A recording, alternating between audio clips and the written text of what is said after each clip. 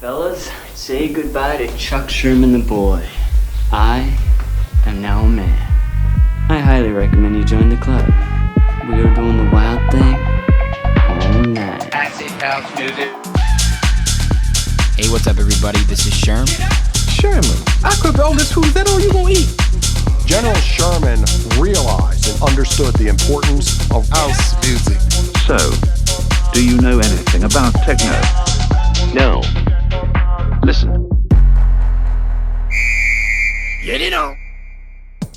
Yo, what's up, everybody? Welcome back to another brand new episode of Sherm in the Booth. I'm, of course, your host, Sherm. Today is Wednesday, September 9th, 2020. This is episode 126. 126. Hope everybody had a fantastic Labor Day weekend. We are back in action with an awesome interview. I am so excited about this one. This was one of the most high energy, high velocity, high octane interviews I've ever had. This guy is full of energy, and it was so much fun, and I'm so honored to have him on the show. Episode 126 features the one, the only, DJ SUSIE. And I'll tell you, if you haven't heard of him before, this guy is on the come up, and it has not been an easy road for him, though. This guy has worked so hard, and it was great to hear his full story.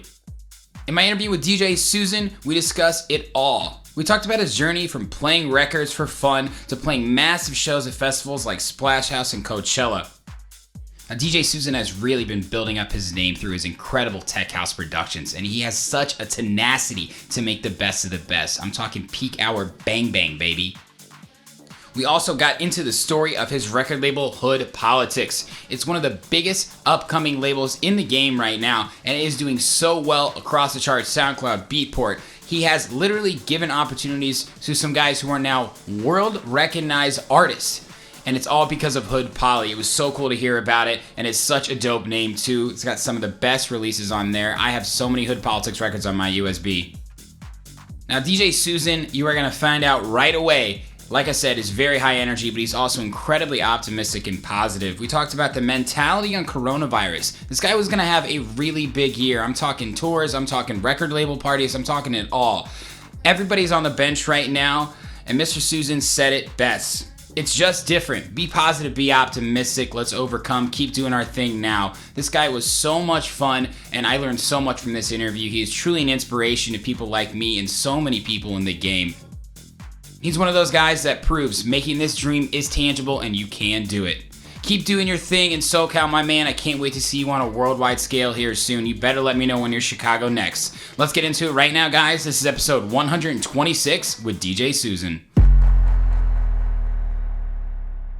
Well, thanks for having me on, bro. I'm fucking hyped. I'm having a great day. I got my little beer on ice right here. Come on. Yeah, let's go, man. Cheers.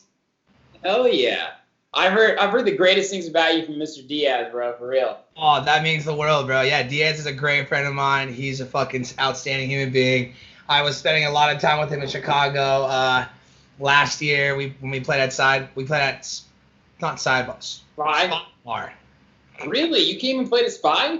Yeah, we did a Hood Politics label takeover at Spy Bar on some big weekend, and dude, it was absolutely fucking bonkers, bro. Yeah, we had Summit play with us. It was me, Nutty, More Than Friends, Summit, and then we got Chris on the last second. I think Garrett Infinity played with us for a little bit. It was nuts. We had the show on Friday, and then we went to Spy Bar on Saturday night after some big party that we were all out under some bridge on the freeway. Yeah, it was sick. And Kill Frenzy and Latman were playing, and we were all like, fuck, I hope we did a good job. And we went to that shit like two big headliners, you know?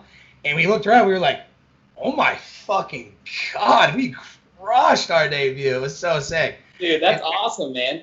Yeah, they had plans to bring us out again for another label takeover this year, I think in June or July. Yeah. For a second coming. We were so fucking pumped, and then some asshole ate a bat and ruined all those plans. Well said. Yeah, dude, Spy Bar is the fucking shit. I think it'll be one of the only places that remains, but we'll see. I love that place, man, and I'm not surprised you guys published it.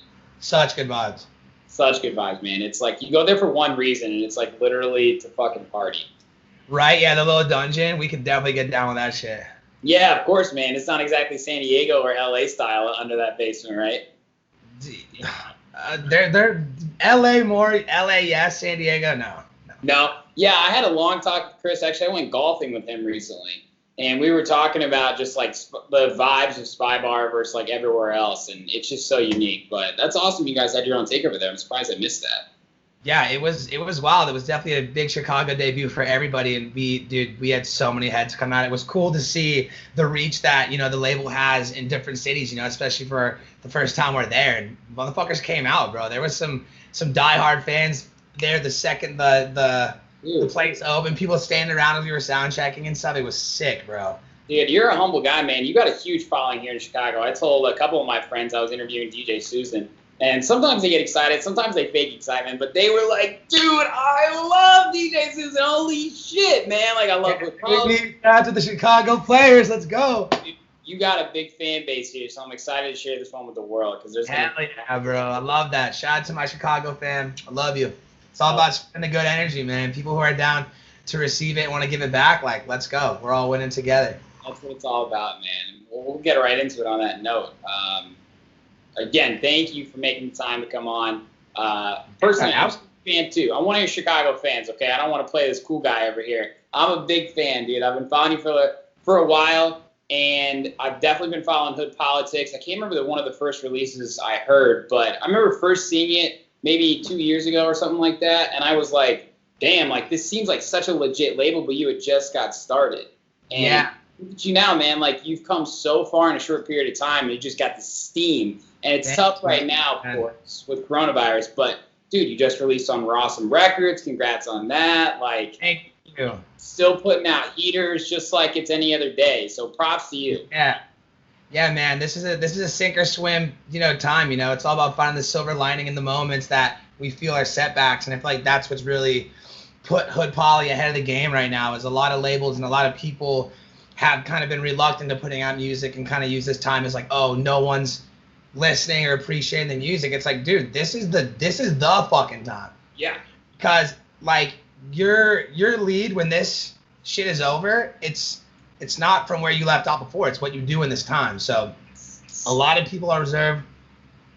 A lot of people think it's a bad idea to waste music, but it's, dude, you lay the foundation now, it's always going to get better, right? Yep. Like, you keep laying it right now so that when shows do come back and when this dynamic does pick back up again, we're going to be 10 steps ahead of the game. Yep. Whereas somebody who would just wait, like, where are you going to be when this comes back, you know? Yeah, for sure. And I'm sure you can agree with this. Like, as a producer, if you sit on a track for too long, you go back to it or you forget about it. You just need to put it out there. Like, even if it is, like, maybe a perfect track for a time of year, I think every time I release a track, I get feedback, and there's always something different than when you listen to it in your studio and it's finished, and then you put it out to the world. It sounds different, right?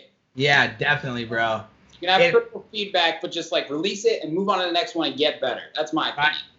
Yeah, I've made, like, the most music I've ever made in my life during this quarantine, all which has been signed to my dream labels this year. I'm so stoked to say I've hit all my fucking goals this year. Got some pretty incredible support and kind of had those moments where, like, fuck, it's all happening, you know? Yep. But it's funny. It's, like, in such a chill time, I'm just, like, putting out these fucking peak hour bangers, bro. And, like, I'll play some little shows and shit during quarantine, like, intimate stuff, and I'm like, play that new shit. I'm like, are we even trying to go that fucking hard? You know what I'm saying? And it's my patience runs thin. It's like, fuck, you know, I want to hold on to it till next year, and we haven't definitely have that big range to play at, but it's like, dude, get it out now. If people want to go balls to the wall and appreciate it, like, let's fucking go. You know, like with my Rawsome EP and my single I put out on Hood Poly, like, those are some peak hour bangers, bro. But there's always room for people to appreciate it, pandemic or not. And I know that when the shit does come back, like, those old reliables are gonna be right there for me. I'm stoked. For sure, bro. I put that Rawsome EP in my back pocket, and I'm excited to ask you about that because shout out to the boy Greco. Love you. You're the man. Yeah, I think when I interviewed Tom, we talked about you and Hood Politics because there's definitely some overlap with your guys' labels in terms of, like, style, what you're looking for, like Spira, of course, and I think you've released on Spira too. That was the first label, if you will, I ever released music on. Really? The DJ Susan. When it started, yeah. Rawsome was the first track that ever signed DJ Susan. And I was fucking pumped, bro. I was so pumped. Man, this was probably like maybe 2.5 years ago, 3 years ago. Dude, that's awesome, man. Yeah, bro. I mean, I'm sure we'll dive into the DJ Susan origin story later, but it is really cool to have these continually having these cool full circle moments in my career and just on this journey. You know what I'm saying? Like bringing Greco to Hood Poly and like just having these moments where we're like, holy fuck, him hitting me at the collab, him hitting me up and be like, dude, Nita, Ross MVP, him coming out to fucking hang out with me and Nutty and us. God, that was a fucking weekend, man. We had so much fun, but it's cool. It's just, you know, I think the most enjoyable moments in this whole thing is people with the same passion and the same energy for what we do coming together and just enjoying each other and enjoying life and just, you know, being on that same vibe. And that's exactly what I felt, you know, with Greg since day one and Tom. And I try to connect with like-minded people and people that I really admire and I think that are like, you know, really cool and have a good vibe when releasing music, because there's so many different ways I could go and so many avenues and this, but I really try and center down on like, yo, I fuck with you. I fuck with what you're doing. Your energy's great. Like, let's fucking go. Dude, fuck yeah. I fuck with you too, Steven. This is great, man. I love the energy you're producing here, man. And I'm right there with you, bro, because that's why I started this podcast. I want to have like real conversations with real artists that wasn't in the club, that wasn't at the festival backstage. It's like one-on-one or intimate, and we actually like get to know each other, and I learned about their journey, what it's like to be in as an artist. And in turn, I've become a better person and artist myself from learning from people like you and Greco. Love that, bro. Right? I feel the same way with everybody I have on the label and just all of my friends. I'm so fortunate to be surrounded by all the time and just all the homies, man. It's what it's all about, you know?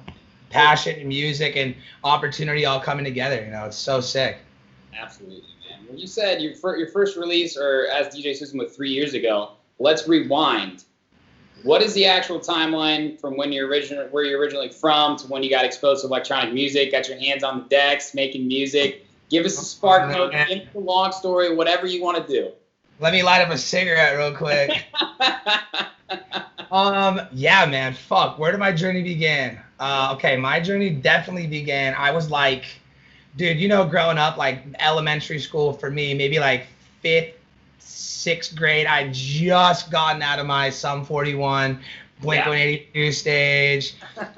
Mad respect. And I started, you know, I was with MTV and shit, like right when 50 Cent, Eminem, Obi Trice, fucking Snoop Dre, all those fools came on the scene. And I was kind of like young enough to understand and start to grow an appreciation for hip hop and shit. And it was so good, bro. It was so fucking good back in the day. It was like, unlike any other time, and the music was so good, and what really resonated with me was the beats, like the instrumentals, right? And I remember my mom, bless her heart, love you to death, I would always like, Mom, we have to go get the fucking G-Unit CD, the Lil Jon CD, this. And like, as a whatever, like 11-year-old kid, like that shit's gnarly, bro. Like she would have that shit in parents, they're amazing. They'd keep that CD in rotation. I mean, we would force them to, in the car all the time. So when she was driving around running errands and doing her own thing, like that shit would always be playing. And she'd know all the fucking words and shit. And she'd be like, oh my God, like, what is this shit you're listening? I'm like, no, like, fuck the lyrics. Like, I just like the beat, like the instrumental. Yep. And I remember Just Blaze was taking over, bro. He was making the sickest beats. And I loved all the Wu-Tang stuff and all that stuff. It really resonated with the instrumental and the beat. And I remember I saw this MTV commercial of this like inner city teenager going around to all these payphones. Yeah.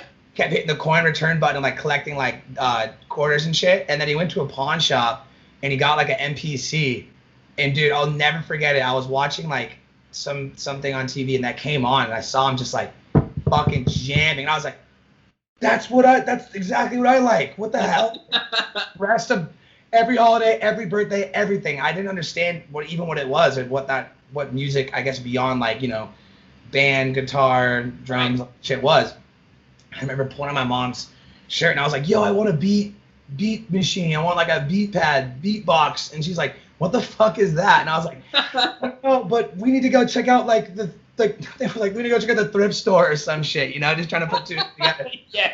I was like, I need that. And she was like, okay, for sure. And I remember she went out and like got me like a electronic like drum pad. Yeah. And I was like 12. And I was like, this isn't really what I was looking for, but this is sick. And dude, I just remember being up all night in my room, just like, because that shit's sick. Being able to make and electronically compose your own stuff without, all the gear and all the hassle and stuff. I was like, this is so tight. But I was like, all right, I want more. And I was really involved with that. That kind of like was a good little period of my life. And then I got like super into surfing and skating and had my whole early high school experience. My adolescent years had taken over, and then I started, getting all that other coming of age shit. That was really fun, But yeah, dude, my junior year, I was like, that spark clicked back in my mind, and I was like, dude, like, this is my shit. And I started getting super into DJing and like started into like beats and stuff again, and started fucking around with GarageBand. And, step one for everyone, right? Of course, yeah. Yep. And I started a rap. I was really into hip hop still. Like that was like my everything. I didn't even know what electronic music was outside of like kind of like the jazzy, up tempo, jazzy stuff. I really loved. I had my fucking iPod with all the clicking noises and shit. So fun. Yeah. But I started really getting into rapping and freestyling and stuff, and like making beats with my friends and doing raps. And I was like, all right, like shit, first stage in my career, I need to come up with like a stage name, a rapping name. Mm-hmm. Stevie Wild was my first moniker. And that was like my rap name, and I was doing shit. I was in a rap group with my good friend, and it was called CRD, Creative Rhyme Design. And dude, we took over the lunch times at my high school. We did the fucking talent show and shit. We were throwing down, bro. And I was like with my friends making these beats, and I was like, this is so sick. Yeah. And then I got my first glimpse into just like, DJing, and I was like, okay, it was something I was considering.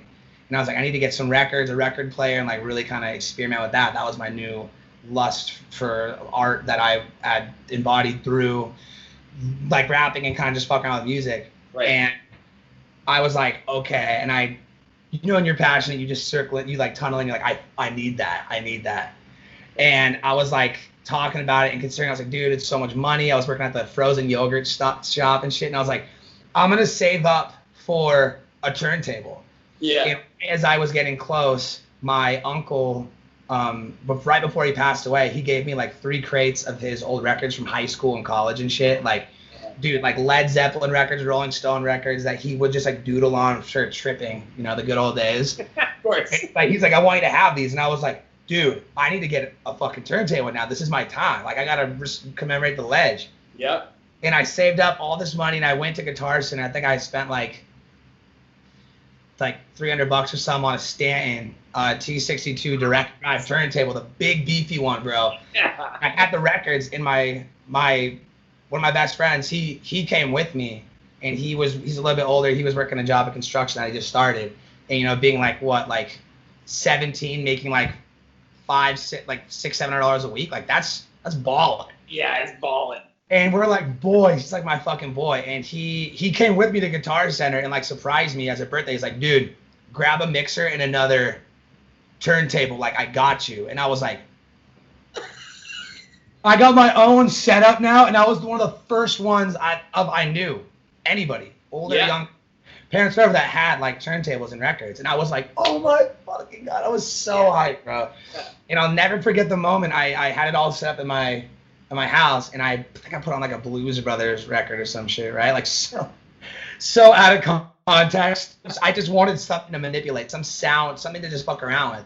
And I remember I was like in my room, and I was like, all right, everything's set up. Like, it's like I was about to like lose my virginity. It felt like, bro. I was like, everything's set up. Like, let's go. And I pressed play, and I was like, dude, I got goosebumps talking about it, bro. Hell yeah. But I just remember that moment. I scratched, and I like ran it back, and my whole body just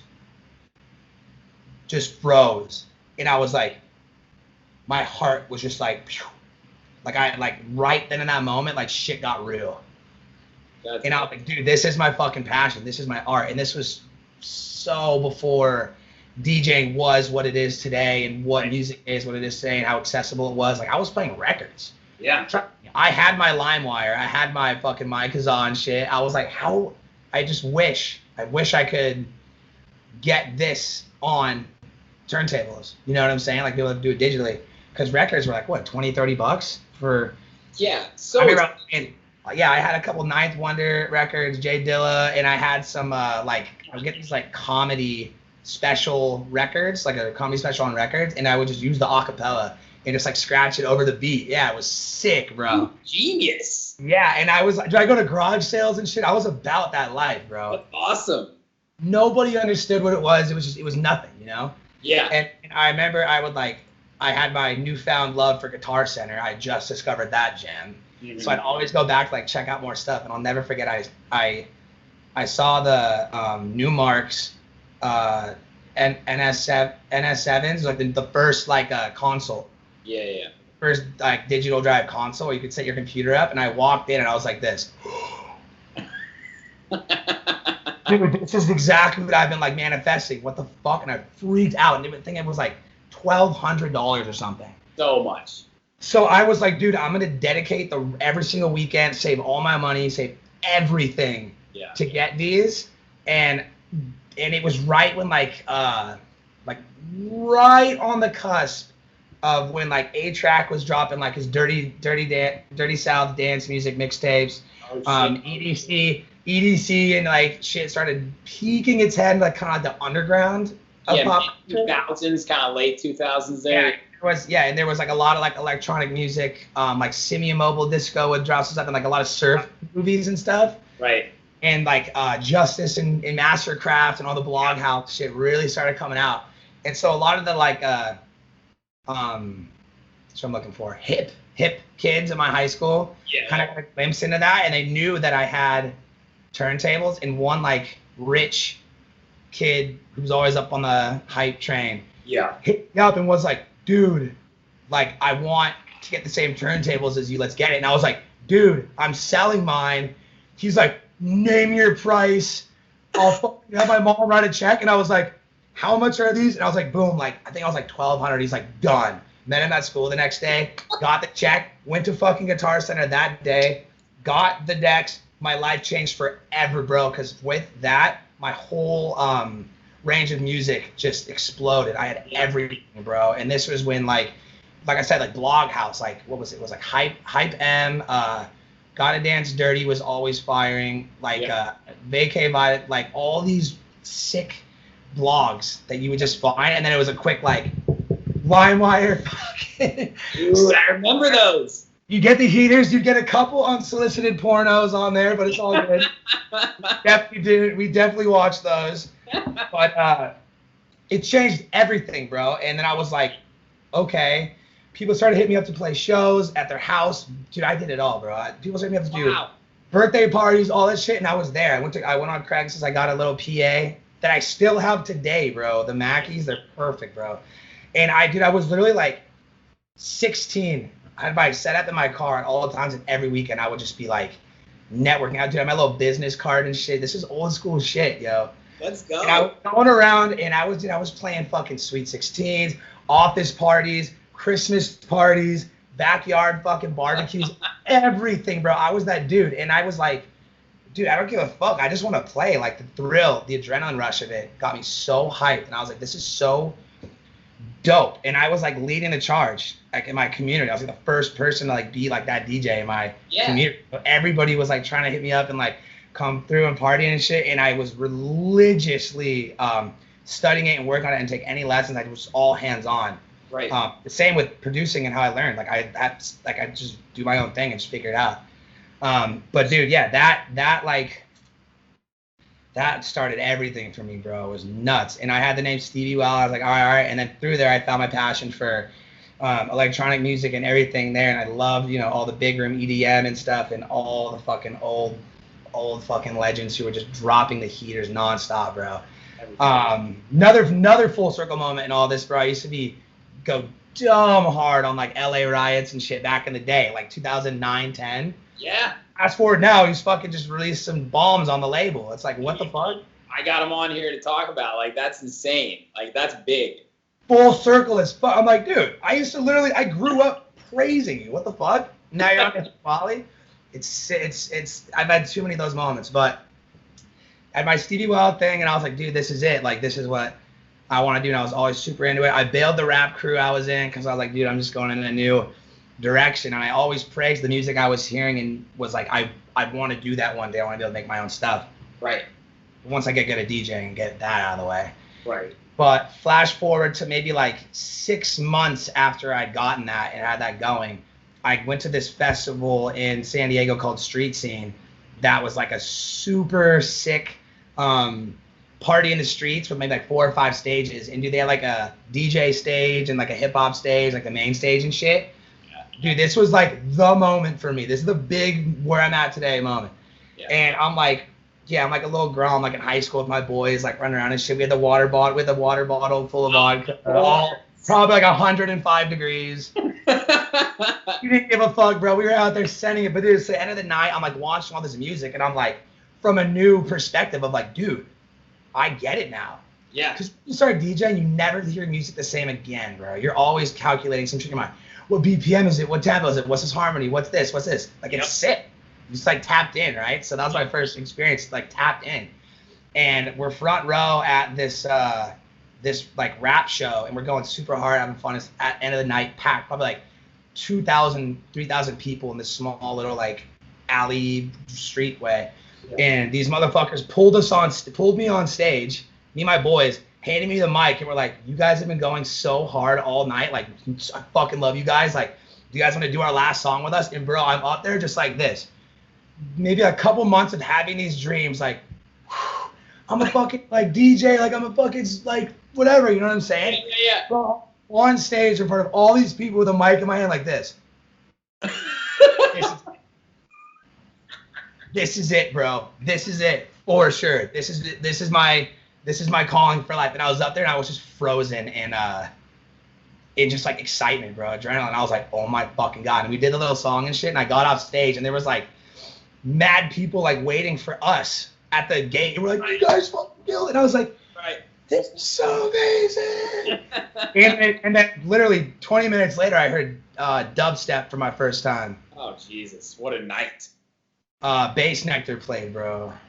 He dropped Rusco Pro Nails, and I was just like, what the fuck? Because mind you, Bass Nectar. Yeah, no, I mean, that's incredible. Yeah, and at that moment, I was like, what the fuck is this? Yeah. Like, music.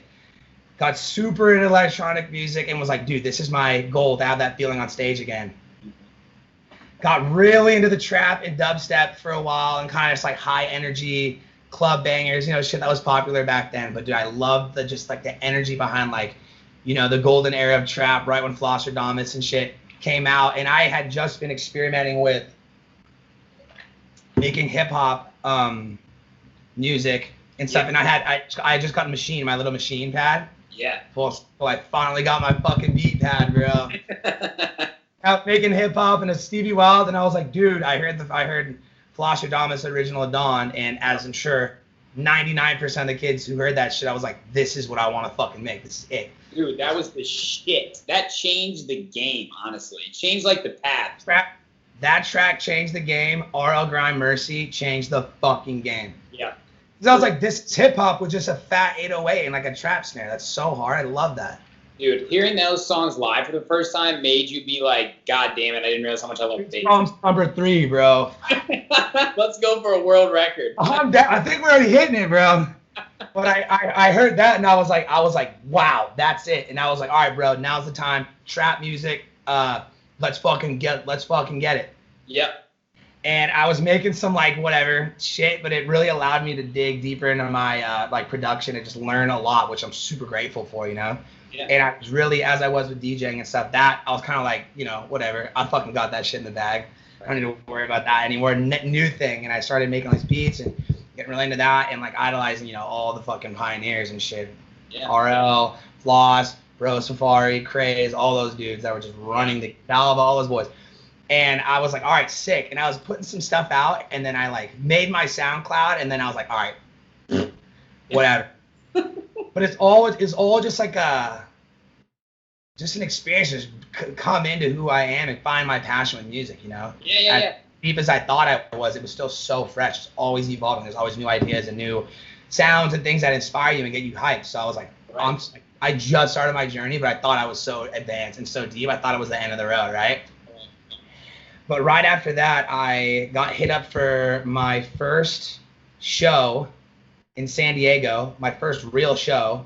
I was 18. This guy because I was like the DJ in my community in North County, right? You're on the forefront.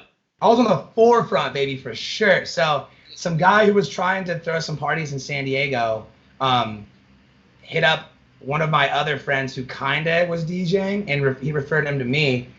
And I'll never forget, I was like walking into class at my community college, and I got the call, and I was just like so fucking hyped. I couldn't even I think I like didn't even go to class. I was just like, dude, my first show. Oh my fucking God, bro. Yep. Freak, I could have cried, bro. But my first show was I played the like 8 to 9 slot before anybody was even there and shit. Yeah, of course. But that means so much, dude. I hear you. Same. I was there like this. Let's go. Playing to the bartenders. I was like, let's go. So, and mind you, dropping absolute heaters, bro. Heat hour bangers. I didn't give a fuck. It was so sick because I was like, dude, oh my fucking God. Yeah. But from there, it was just like me being that, I guess, reference point and that like person for a lot of people. I started bringing everybody to these shows, and he kept booking me because I brought so many fucking heads. Right. And we would fill like 2 or 3 party buses from my hometown like I think it was Wednesday, bro. Yeah, I would bring heads to these places, and I'd always open up. Yeah. And I think I did that for like 3 or 4 times until they were like, yo, we got you on at like 11 tonight. And I was like, oh shit, bro. And that was the fucking one. Dude, I just kept paying my dues. For any producers watching this shit, and when you do, yo, nothing's overnight. Nothing starts pretty. You got to pay your dues. You got to go in. You got to believe in yourself. Grind. Show up. Do it. Everybody does it. Just stay humble. Be happy. You fucking got this. It's a long road to the top, but the journey is the best part. So don't worry about the destination. Anyways, yeah, bro. Hundreds of those sets.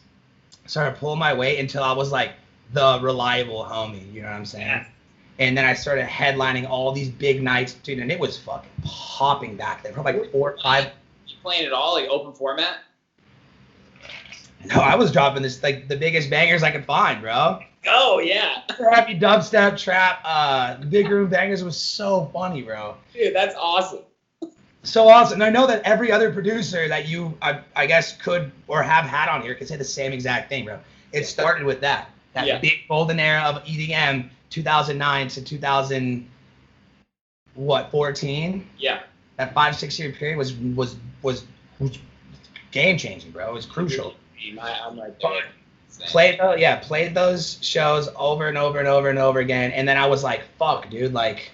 Now I really want like the big boy stuff, and it's very political in San Diego. It's a lot of just fucking really like just random dudes who are like friends with the booking guy or friends with the venue owner and shit. And it's just like, you know, they kept dogging me, and I was like, dude, fuck this. Oh, and I got to the point where I was like, I think it was like 20. I turned 20, and then I was like, I'm gonna take a break until 21. I could actually play and like try and get better, and then. Boom, just as I thought I'd climb the ladder and was like at the point I wanted to be, whole new ball game, 21 up crowd, and I was fighting for sets with these like fucking like random 40-year-old dudes. Right. Set every night. And then I was like, you know, I think everybody has this idea like you can get away with doing one or the other, but it's like, dude, the matter of the fact is like you got to be all in. If you really want to make your dream come true and you want to excel in this industry and be where you want to be, like you gotta fucking buckle down and you gotta be like, dude, I gotta put in this work and I gotta advance where it needs to go down. Yep. In my terms, everywhere else, I guess, is just producing music and learning about it and stuff. Because you can only play the tunes for so long and go so far. And it was kind of like a mission after being rejected and I guess like laughed at and like, dude, you're never playing these fucking sets you want. I was like, dude, fuck you, I'm gonna make it happen. You got a chip on your shoulder, Steven. That's what happened.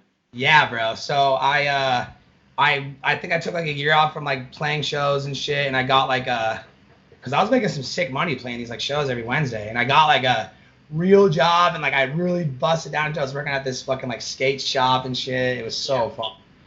But I was like, all right, I'm gonna do some me time, try and find me and what I want. And I was going to college. I went to college, like went out and lived in LA, and like went into school in Long Beach. And all that was over, and I was like, dude, I'm missing the most important part, bro. We got goosebumps moment coming so when I took that break, I had like a lot of me time, right? So I was partying and throwing these in, like really socializing, and had my social life back for sure. Like DJing and stuff, it was kind of like burnt out from when it had its burnout moment. Yeah. And I went to college, and I was in community college, and I lived in my city, and my pops, he was never home, so I would throw these just fucking bangers at my house, bro. Yeah. Sickest house parties, and everybody. Yeah. We all got to. It was so fun, bro. But everybody from all different schools would come, and it was super good vibes, super good energy. Everybody hanging out, spreading the love, just coming together. It was dope. Like I was having my own shows at my house, my way. Yeah. And dude, we did this for a long time, for like a year or so, and I was like, fuck DJing. I wasn't happy with it. I wasn't getting any opportunities and stuff. So took it into our own hands, and me and all my buddies, like all my best friends, lived in the same neighborhood, like in like a probably like 5-minute walking distance from each other. And we'd throw these big old parties at my house, and everybody would come, and we would smoke a big doobie in the backyard around the fire pit every night, and kind of just be like, that was so fucking sick. Wow. Yeah. And we called ourselves the Hood. Like, this is the Hood. Like, come to the Hood. My house was like the common, like the Hood. We're in the neighborhood. Come through. Like, it's popping. It's going down. Like, everybody comes. So every weekend, all the boys would assemble, Power Rangers at the fucking crib. The Hood. And dude, one night I'm smoking a J in the backyard with the homies, and I was like, the fucking Hood, man. Like, I'm so proud of like who we are and like people we are, like so open and like just accepting everybody and want everybody to like come have a good time and party with us and stuff. Right. It was like we were having the shows on our terms, and I was like, man, we just got this like this politics, bro. Like Hood pop. Boom. I was like, damn, that's so fucking hard. Hood politics. Damn. That's our crew. Hood politics is our crew. And everybody was like, damn, that's so hard. Fuck yeah. And I was like, yeah, Hood politics. So, dude, started in my neighborhood with all the best buds, just like a crew. Like, you know, you had your friend crew. I'm sure you had a skate crew or like, you know, just a homie crew back then. So, yeah, that was us, Hood politics. And I was like, dude, our politics are love, good vibes, acceptance, community, just being like light to people's lives and being like the homies, you know, like that means so much to me and all my friends, like being that person, you know. Right. So when politics was born, left my mouth, and was a legacy that I lived every weekend until then. I went to my first Coachella. That was a fucking game changer for me, bro. That was a step up from the big step. It was my first festival I ever went to. That was your first festival? Jesus. Coachella was the first festival I ever went to. Yeah, and I went with the Hood politics boy. Oh my God, you guys crushed it. We met this guy, Jeff, bless his heart, bro. He was a designer for this company, Hoodie Buddy. They'd patented the headphone and the drawstring thing. Oh, yeah. They set up their big like promotional camp right next to us. And obviously, right off the bat, we were chatting them up and hanging out the whole crew, and they were our camp homies and shit. This guy ends up bailing his crew all weekend and just hanging out with me and my friends, and just like inseparable. And we were taking around everywhere. Probably like 35-year-old dude with this young like 21-year-old energy just leading him around. He was loving it. And we were catching up, and he was telling me about how he does graphic design and does all this stuff. And I was like, dude, you should like make a logo for Hood Politics. It's just the crew. Like, this is all our friends, Hood Politics. Yeah. He's like, fucking down. Hell yeah. And we're going back and forth with ideas and stuff. And this is probably like 7 years ago. And he hits me with the logo in my fucking my email one night, and it's the same logo we used to say. That's the Hood Politics logo. Dude, it's legit. That's awesome. So sick, bro. I know. And I got it, and I was like,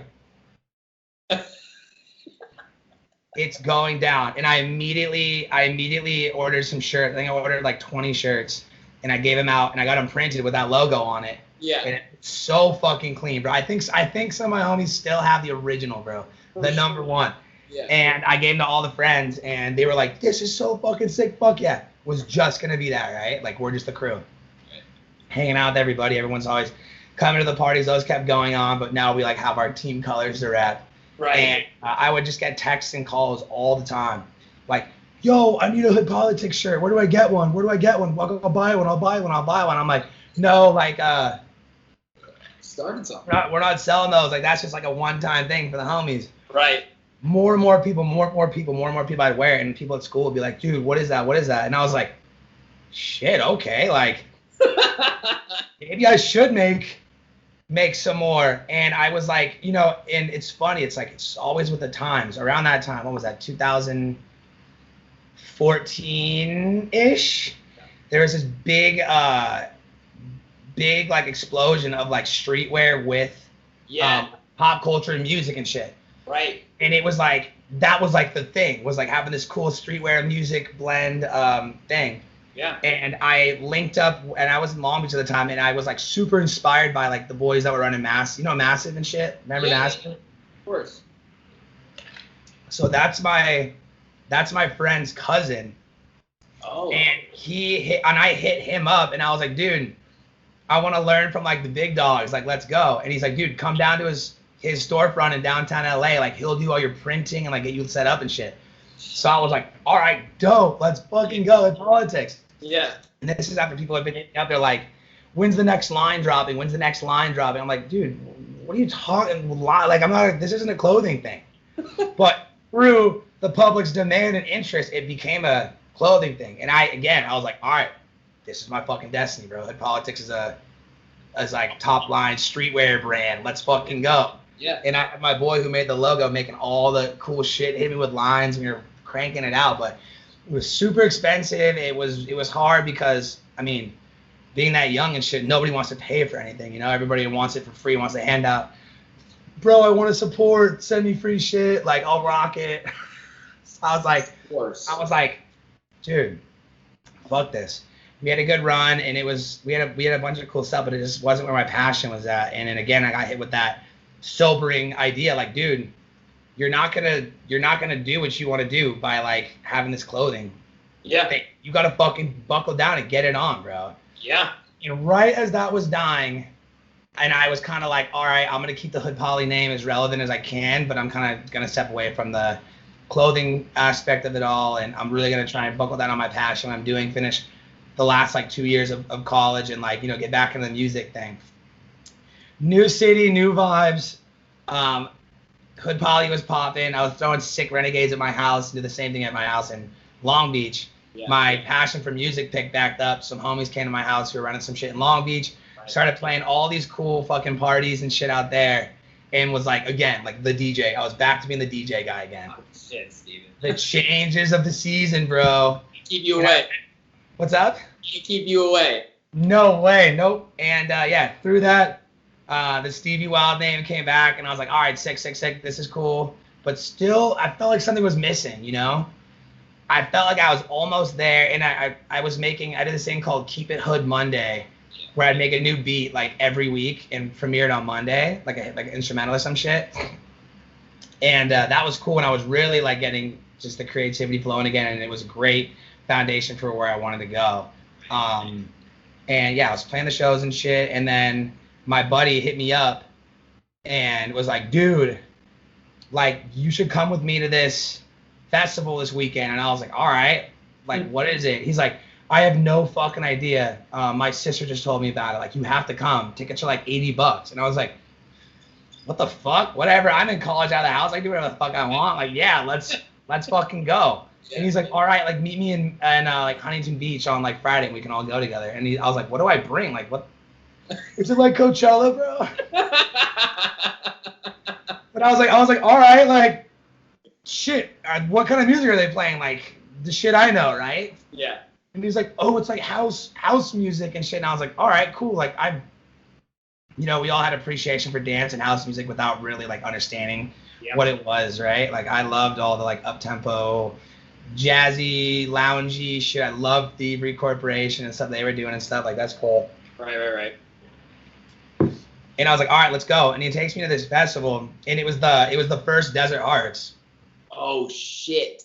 Yes, dude, it was me and probably like 150 people, and I was just like, I'd never seen anything fucking like it before. Just that renegade energy. I was like, dude, what the fuck is this? And just hippies everywhere, bro. People right on my vibe. Such good vibes, such epic energy, like stay up all night disco dance, like house music, like. And I was on the dance floor and was just like, this is so fucking sick. When I was at Coachella, I was like seeing all the big room EDM DJ dudes, like that was my thing. But now I saw this whole new side to the music that I love. So accepting, so chill, such good vibes, bro. I saw the fucking wrist flick for the first time. I was like, that's the one, bro. That's it. And I just fell in love with the culture and the community and just the vibe. And I was like, this is so dope. Like everybody on stage dancing and like crowd around the DJ and just smiles and just the sickest tracks and like up all night and just like there were so many special moments in that were just like, holy fucking shit. This is exactly what I've been looking for. Dude, I had that experience at CrossFest. Yeah. I'm sure you've been. I had that experience first time I went. I loved house music, listening to it. I heard a few Chicago festivals. But until I went there and experienced that and the people there of Southern California and the DJs and what they were playing, how they were playing it, and just the experience, I was like, yeah, like, this is it. Dude, it's so sick. That's how it goes. Desert Hearts, though, that's incredible. What a great experience, though. Oh, the perfect first experience, bro. Yeah, it's just I fell in love with the vibe and the community and the atmosphere. I was like, this is everything I stand for, and like this is what I love. Like, and the music's, and dude, I was like, what the. Because they play some trippy shit, you know what I'm saying? It's strange, but it's awesome, yeah. Yeah, I was like, what the fuck is this, bro? And I remember driving home, and I was like, dude, I was going through every mix. I was going through like all of like Mikey and Porky, Marv's, DJs, all those fools mix, and I was like, oh my fucking god, this is it. I'm so moved by this music and my experience. Like, I gotta make house music and start diving into that realm. And this is right as kind of like as the hip hop, trap, dubstep part of me was like dying because there wasn't really a place for it. Well, you can't go that hard for that long. You need house music. Yeah. The parties and the environment were so aggressive, and I was like, dude, this is so versatile. Like, you can play this any night, day, morning, whatever. Like, this is so, as I just experienced. Yep. Oh, and I also did acid for my first time that weekend. Oh, I assume, yeah. I think everybody there is on something. So everything was just like exploded, bro. Rainbows everywhere. But no, and then I was like, dude, I need to start making house music, and I was like, all right, sick, and I was like, easy enough, right? Yeah. And I just clicked with the productions, bro, and I was having so much fun, and I felt like it really pushed me to learn a lot more about music and like production and sound design and just music theory than I was learning. I guess I was looking in the wrong places for the right things for that stuff. Yeah. But this really allowed me to just like sack up. I was like, all right, I know what needs to go down. And I really started using like reference tracks and stuff. And I was like, this is so fucking sick. Of course it was like complete garbage, but I was fucking loving it, bro. It was so sick. And I started getting really into it. And I was like, dude, coming from this like moniker, so surrounded by high energy bangers, I have like these crazy mixes out online. Like I can't merge the two into one thing. That wouldn't make any sense if I started making like house with Stevie Wild. Like that doesn't make any fucking sense. Bro, yeah. So bro, I'm sitting at my desk in Long Beach and I was like, I need to come up with a new alias for house music. And I was like, all right, roll the J, roll the J, roll the J, roll the J. And I was like, I love the DJ archetype. DJ what? Yeah. Cause you know you leave these I think I left Desert Heart just and someone was like handing out like flyers and shit for some underground for the next thing. Of course. And there were so many DJ like Ice Butterfly and like DJ like Tangerine and shit. It's like random DJ names. I love that shit. I thought it was so funny because that's what captivates me from those lineups. You know what I'm saying? You can be an absolute like nobody and then have a sick name and you're like, I fuck with that. I'm gonna go see them if I was there, you know? Right. Go catch DJ fucking Mouse on a motorcycle. Yeah. But I was like, all right, that's the direction I'm going, DJ. And I remember on like the third day, he had smoked another joint. And I was like, DJ Susan. Hey, yo, Nick. Call my roommate over. I'm like, what do you think? He's like, that's like total light bulb moment. Yeah. I said, yo, that's the fucking one, bro. DJ Susan. That's the hardest name I've ever heard. Total joke, just like for fun. I wasn't taking my new house life that seriously. You know what I'm saying? And I was like, my goal was, I just want to see this on a lineup one time. I just want to see DJ Susan get booked for a show once, and I just want to see the reaction of the people who see the lineup. Like, because I know it's going to be, okay, who the fuck is DJ Susan? It's a woman, too. Exactly. Who the fuck is that? That's the dumbest name I've ever fucking heard, but kind of hard at the same time. Kind of hard, yeah, bro. Really is, though, yeah. So I was like, all right, sick. And I remember I teased some shit on my Instagram. I was like, yo, I got a new shit. Check it out. R.I.P. Stevie while it's going down. And I put out my first song, and it was actually kind of sick, bro. Yeah. I was using my hip hop techniques, sampling old records and shit, and kind of speeding them up and stuff. And I put it out, and I was like, dude, this is it. And so I started doing Susan as Keep It Hood Monday and that type of music. I put out a house track, and I was like, go, go, go. And I was like, fuck yeah, dude, I'm in the community. I'm making this shit. Let's go. And I played my first show as DJ Susan. I think I opened up for Poolside at this local venue in my town called Shelter. Uh-huh. And I was just I was playing real mellow, kind of jazzy shit. And dude, dropped my track. That was huge. Yeah. First time I ever dropped one of my tracks. And people on the CDJ, loading up your track for the first time and playing it. You're like, is this going to sound good? No, bro, I had my computer, I had my laptop, bro. Oh, shit, yeah. I think it was laptop. I think I had the Serato box to my fucking laptop. Nice. Bro. Nice. Yeah, I remember I had a little notepad too, and when a transition went well, I would write it down. That's awesome. My little notepad of tracks that went well together and shit. Yeah, for sure. I love that. Old school, bro. Yeah. But I hit that and I was like, dude, house is my everything.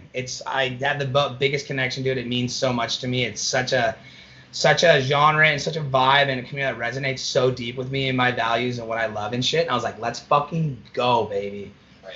So after that point, I fucking started grinding super hard. I graduated college. I was playing house at all the parties I was getting booked at. Everybody was loving it.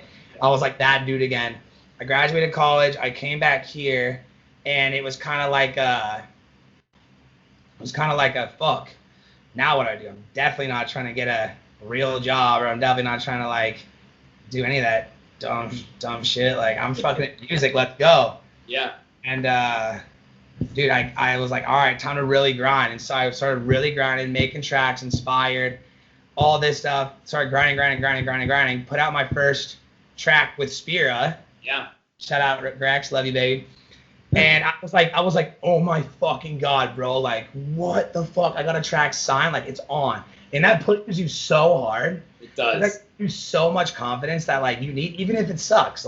Yep. Just knowing that someone's willing to acknowledge and want to support you, that's huge. Validation. I got you, bro, for sure. Rex, you changed the game for me, bro, and a lot of people. You're a homie. He's a man, for real.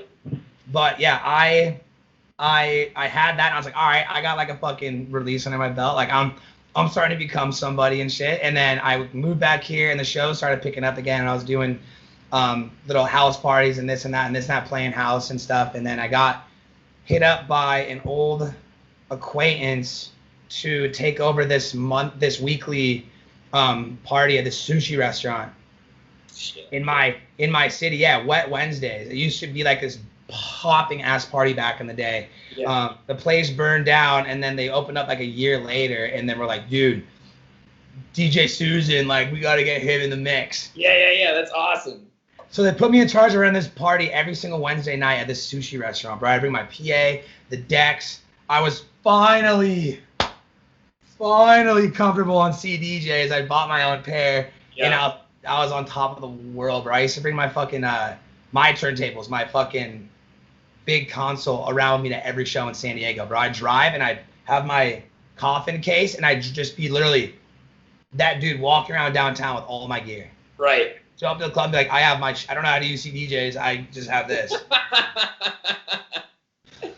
Humble beginnings, y'all. Humble beginnings. So fucking But I started doing this Wednesday night thing, and everybody was fucking loving it and was stoked. And I was like, how do I make this better? Like, how do I, whatever. And I forgot how it went down. Oh yeah, through that I started playing at my like dream venue, my biggest goal in the game. It was this where I had my first DJ Susan set at this place, Shelter. Oh yeah, Chris has told me about that place. Yeah, I would beg and pray and just plead every day of my life to play there. And finally I got my big break and I played and I was like, dude, I'm a fucking superstar. Let's go.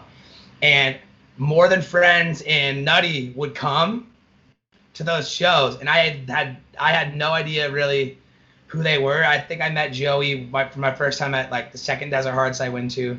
This is maybe like 2 or 3 D Hearts like in my book, like I'm fucking seasoned, like let's go. And I met them at a show at Shelter, and I was like, dude, and I'd kind of seen them like vaguely on Facebook that they produce and DJ, and I was like, dude, you guys should fucking come play with me at the sushi spot. Like, you guys come get it in with me. Like, I would love to book you guys and shit. Yeah. Let's go. And they were like, oh my God, yes, I fucking love you. Let's go. And we just clicked off the fucking bat. Those are my boys. And I'd always book them, and I was super impressed with their style and super impressed with their whole vibe and their what they had going on. I loved it. I loved having them out. So I kept booking them. And I was like, oh shit, you guys produce too? Like, wow, okay. And then I was like, hell yeah, dude, I just got this release. Like, check it out. And then we started getting in. We started to build our own community. Yeah. There. Like, I was super impressed and moved by it, you know, D Arts and all these other shows. And I still have the Hood Poly brand on every single flyer. I was repping it everywhere. It was like a Hood Politics party, but there was really no foundation for it. The clothing line was done. It was just a name and a logo, I guess, you know? Yeah. So we threw these parties every Wednesday. I started having more people come in. People I admired would come in and hang out and party, and I'd ask them to play. And DJs I admired and shit, like some of the Desert Arts guys and shit would come fucking play and shit. It was so tight. Right. And we kept making music. And I kept, through that, searching for just a new avenue for Hood Politics. And I said, okay, we're throwing parties. And I remember chatting with the boys one night, again, smoking a J, the magical flower that gives all these ideas. I was like, dude, we should turn Hood Politics like into like a collective, like a music collective. Yeah. You're producing, I'm producing, Nutty's producing. Like, we should really make this shit a thing. Like, let's go just for fun. Yeah. And they were like, fuck yeah, let's go. And I think I had these shirts, like a novelty, like graphic. I think it was one of the last ones that said Hood Politics Records. Right. Similar to if I was like Hood Politics, like garage or something, you know? Right. Embodying some personality that didn't really exist, just kind of just for fun. Yeah. And I was like, dude, we should actually fucking do this thing, Hood Politics Records. Yeah. They were like, I'm down. And I remember hitting up Joey, and he was like, dude, yeah, I'm down. No, Joey, I had told Joey, and he was like, yeah, I'm starting my own label too with this guy Jacob, who ran this music collective thing called Prescribed that he also like gave. I think it was like the second song I ever released was with them. And Joey was like, dude, I'm like doing A&R for this thing, this like brand, send me tracks. I was like, all right. And he's like, yeah, I'm gonna start my own label too. And I was like, oh, word, okay. And then I was like, why don't we just fucking come together? Yeah. And he's like, you're right. Let's come together. Yeah. So he was like, all right, fuck that idea. And then it was like, dude, Hood Politics Records is gonna be a fucking thing. Yeah. September 20. So I think it was mid end of the month, September. I think we probably thought about it in the summer, and then in September we had the first release, and me and Joey came together in the books, and we're like, dude, let's fucking do this shit, bro. Yeah. Put all your acts. Like, we have way too much energy to stay, complacent with what we're doing now. Like, let's expand. Let's go. We're both super passionate on music. It's gonna be something that's gonna be pushing us to do more, give us our own personality. Because a lot of the tracks we made at that time was like making it for other people. Right. I hope they like it. I hope they whatever. And that's really discouraging, honestly. Yeah. Because that's where you lose your individuality, and that's when you start to worry about shit that is completely obsolete to the music making process. Like, you should just have fun and just enjoy it. You're doing what you do.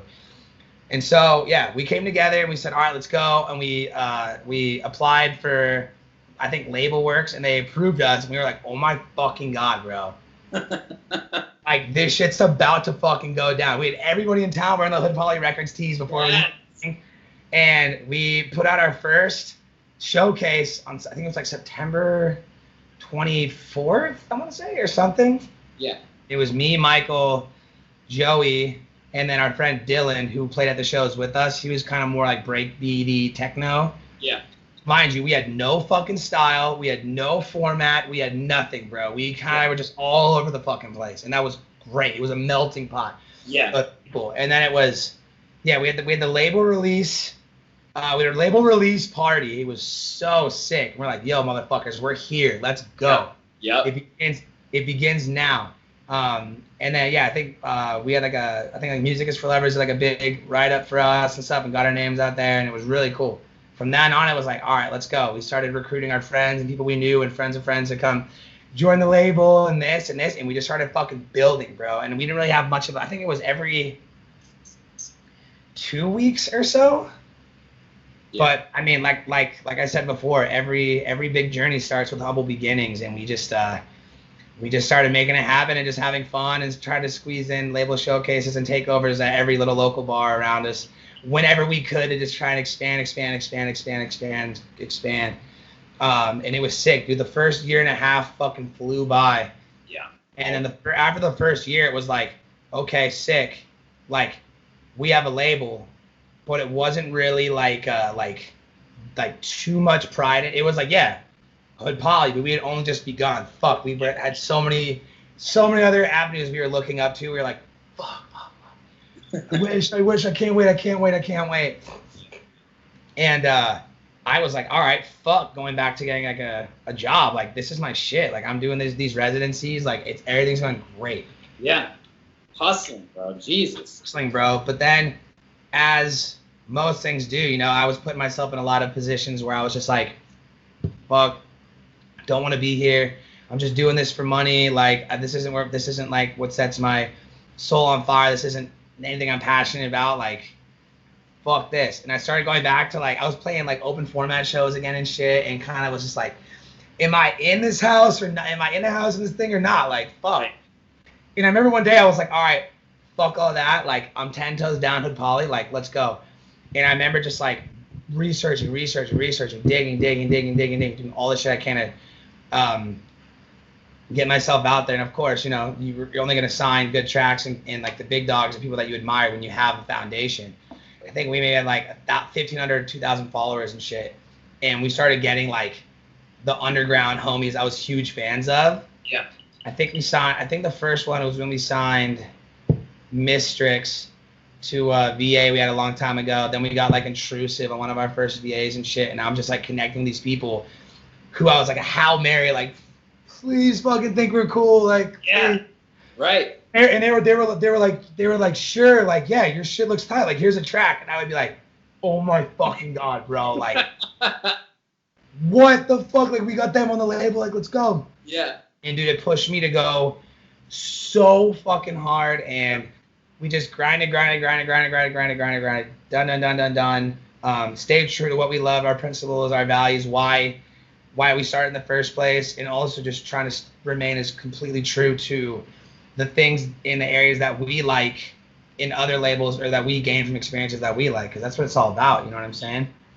Like, we took the bad times from our label experiences with other labels and said, okay, that's what we don't want to do. Yeah. Let's try and go as hard as we possibly can in that area to compensate for any of that stuff. And then we really started to get our our brand identity, and we started to get our sound. And me, Joey, and Michael started getting some like actual releases and shit. And it was like, dude, we're really fucking doing this shit. Yeah. Like, this is wild. And we started playing better shows and all that stuff. And through those shows, dude, like, me and More Than Friends, when me and him go so fucking hard in the booth together, like ridiculously hard. Like full on trap dubstep energy, dancing, and so much fun. Yeah. So our brand and the label started to reflect that energy, and we started signing some sick ass fucking good vibe, like feel good, positive, upbeat tracks. And I was like, dude, what we like and our vibe is what the label needs to reflect that. Right. And then we really started getting our stride maybe like I want to say like a year and a half ago. And then that's a year and a half in, right? Like, or 2 years in? This was like maybe like, yeah, a year and a half in. Yeah. And then, no. It was about like 2 years. It was about like 2 years in. Right. No. A year and a half in, we started having people on the label come into town to play shows. Oh, shit. And we were like, okay, this is it. Like, we're actually becoming something. This is sick. And then we did our 2-year anniversary party, and that was like, was it 2 year or 1 year? God, where's the time go? I don't know. We did this party that was like, sure, all those moments from when I first knew I wanted to be in music, and I first knew I wanted to perform, and I went to my first Renegade, and I went to my first festival and shit. All those moments standing in the crowd like this, dude, I literally can't wait to fucking get out here and be that and do my own thing. Especially until after the, Desert Heart stage, was like, people will just do this themselves. I was like, I want to do that. I had that moment with a couple shows, and I was like, dude, we're fucking doing this shit. Yeah. And that's when I was like, all right, this is sky's the limit. This is a real thing. Like, we got this. Got the team together, really started scouting people, and scouting artists that we just looked up to, and people that we really fucked with their sound, and like people that the cutting edge artists that we were like, dude, you're amazing. We want to support you. Let's go. Yeah. And it's so sick to see the names that we have on Hood Poly when we first started, the first year and a half. Right. I like, for example, I think we were like John Summit's like second release. Dude, I saw that. He remixed you, right? Yeah, dude. I hit him up for a remix, and he was like, let's fucking go. Yes, bro. I was like, you're the man. I know. It's so crazy to see. Like, dude, that's what I'm saying. Cutting edge. I feel like that's always been our strong suit. You know what I'm saying? Like, focusing and seeing the trends and the people that are like mad talented and they're gonna blow the fuck up before it happens. Mm-hmm. Yeah, and then I fucking signed that 3-track Frankie Wah EP. Yep. Genius. Bro, and the list goes on and on and on and on and on. But through that, in the Hood Poly vibe and our whole demeanor, it was like we became great friends, and they come down to hang out with us. I booked Summit for his first San Diego show. We brought Frankie Wah to fucking San Diego, and we brought Greco to San Diego. And it's just cool. It was like, dude, this community and this vibe that I've always strived for is here. It's ours. Right. Our individuality. And I think once I fully embodied that, I was like, it's fucking on. Let's go. The sky's the limit. I had the philosophy, like the why philosophy. Why can't we do this? Why can't we do this? Why can't we do this? Why can't we do that? Joey has been an amazing business partner. He was keeping me super accountable. He still does. Yep. And it's just sick to like have a team to vibe off people, and it's sick to know that we've been supporting these cutting edge artists across the globe since 3 years ago that have all gone to do amazing fucking things, right? We signed Ben Reed's first EP. Dude, when you have a second, go through the catalog, bro, and see the names in the first year and a half. It's fucking wild, bro. Damn, I was digging today. I didn't go deep enough, though. Go deep, bro. You'll be like, what? It's wild, bro. It's so fucking sick. But yeah.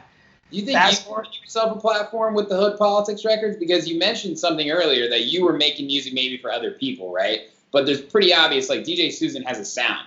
Did you say, I need this label so that I can put out shit without having to think what other think? I just need to put this out? No doubt, yeah. I mean, it's similar to starting your own business, you know? It's, do you want to work for somebody else under their terms and their rules, or do you want to do your own thing, have your own individuality? Right. For sure, starting the label helped me so much with my production and so much in my career because it allowed me to embrace that individuality unapologetically. Like, I'm making shit for myself, and I feel like that's what holds a lot of producers and DJs back is, I'm not good enough, they're not going to like it, they're not going to like it. Well, shut the fuck up. Do you like it? Are you enjoying it? Doesn't matter. And I know that Hood Poly was never going to not be an option to release music on it, so I started experimenting, putting all this stuff out on Hood Poly, and it was cool. I was building my catalog. I was building my own brand online. I had my Spotify page, I had the SoundCloud, the Beatport, all that shit, brand new. And then it started going from, fuck, I'm a nobody, to, wow, I have this sick, I started to have an online presence. Like, people are listening to my music from across the world. Like, people are hitting me up and, like, playing it and shit. I was like, that's the coolest thing in the world. Dude, I think you got 20,000 monthly listeners on Spotify or something like that. Maybe a little. I just say 25, bro. Dude, congrats, man. That's like, those are real fans that you built. It's so sick, man. Thank you so much. You just mentioned some of those edits that you've released, kind of like the Spirit, right? Like, you did Will Clark, You Take Me Higher, the Heart track, Get Your Groove On, bro. Like, I love that shit so much. Like, that's the house I love the most because I love disco and soul. My dad's from Queens, New York, and he raised me on sort of like that disco era, you know, late 60s, yeah. 70s. And when I play that music for him these days, like that new age house, like edits, he's dancing. He's like, this is what you listen to? I can't believe it. So fun. Yeah, we love the edits. Yeah, it's one of the things I admired the most about Spirit was it always about these really cool edits and shit. And it's just another testament to, like, dude, music's fun. Get creative. Take songs that you love and make them better, or make them your own, and experiment with that. And two, it's so much easier to start cracking on an edit than it is an original track or something, you know, because you already have half the components there. Right. Yeah, dude, we started the edit series maybe like a year and a half ago. Mm-hmm. I think the first edit was, hold up, I'm gonna do a quick search. Do it. We're going down memory lane here. Do it. Yeah, dude, the edits have fucking popped off, man. I know Joey approached me with the idea about doing the edits. Good idea. And I was like, Godspeed, bro. Yeah, because Hood Politics used to be for the first year and a half, it used to be, up until last May, it was a free download label. Every track was free download. Mm-hmm. And because you're using the gates, and we genius though, right? it was super constructive in building our audience organically, and just cool to kind of just see your tracks getting reposted. Like, it's good to see that activity on there. Yeah. And notification obsessed culture, you know, it's great to see people acknowledging your music one way or another. So right when we, I guess, kind of stopped putting out our releases as free download, 1 year ago, we said, okay, how do we piggyback off this aspect, still build our audience, and still get our shit circulating without having to compromise the direction we want to go in the catalog. Right. And we put out the Clash, Rock the Casbah, Arnold and Lane edit probably a year and a half ago. That's awesome. Then from there, dude, we got, so many fucking game changers, bro. And the numbers are insane, bro. Yeah, dude, because that's such playable DJ music. You know what I mean? Like, sometimes, like, obviously, like, if for a DJ Susan track, like, just like the Rossum EP, right? Like, that's peak hour banger.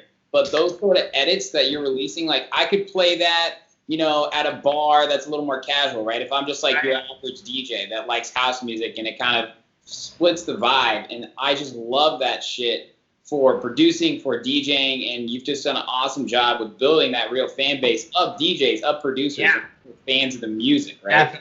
Definitely, yeah. We put out a lot of eclectic shit in that regard, while as of the last year really fucking like tailoring our Hood Poly sound into what many people would consider our own fucking genre, bro. It's so tight. Yeah. So, I don't know, it was a really smart business move for us because, I mean, one, you're going to look like a fucking idiot buying followers. There's nothing organic about that. Yep. It doesn't give you any incentive to go hard, try new things. Yep. That's why all that shit's obsolete. That doesn't do anything for you. You're doing that, you're playing yourself.